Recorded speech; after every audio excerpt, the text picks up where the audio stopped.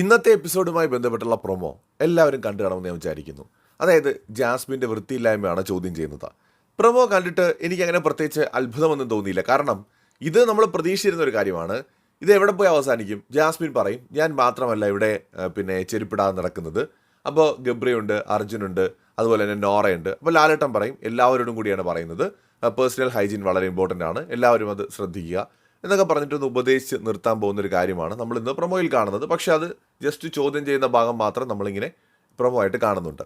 ശരിക്കും ഈ ഒരു പ്രൊമോ കൊണ്ട് തുല്യത കൈവരുമോ എന്ന് ചോദിച്ചാൽ ഒരു കുന്തവും വരില്ല.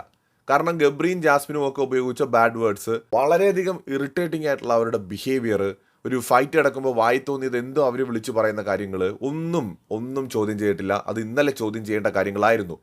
മോശം ആംഗ്യം കാണിച്ചതിൻ്റെ പേരിൽ ശിക്ഷിക്കുവാണെങ്കിൽ മോശം പദപ്രയോഗങ്ങൾ പറഞ്ഞ ആൾക്കാരെയും താക്കീതെങ്കിലും ചെയ്യണമായിരുന്നു.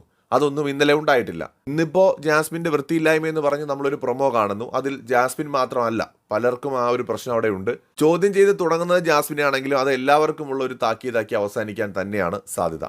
ഇനി അല്ലെങ്കിൽ തന്നെ ഈ ഒരു ടോപ്പിക്ക് ഡിഫറൻ്റ് ആണ്. ഈ തെറിവിളി അല്ലെങ്കിൽ ബാഡ് വേർഡ്സ് ഡിഫറൻ്റ് ആണ്. ജയിലിൽ കടന്ന് കാണിച്ച കോപ്രായങ്ങൾ ചോദ്യം ചെയ്യുമോ എന്നുള്ളതാണ് പ്രധാനമായും ഞാൻ കാത്തിരിക്കുന്ന കാര്യം. അത് ചോദ്യം ചെയ്യുകയാണെങ്കിൽ ഏറെക്കുറെ നമുക്ക് പിന്നെയും തുല്യത വന്നു എന്ന് പറയാം. അല്ലാതെ ഈ ഒരു ടോപ്പിക്കിൽ മാത്രമായിട്ട് ഇന്നത്തെ എപ്പിസോഡ് അങ്ങ് ഒതുങ്ങുകയാണെങ്കിൽ എനിക്ക് വലിയ തുല്യത എന്നുള്ളതായിട്ട് തോന്നുന്നില്ല.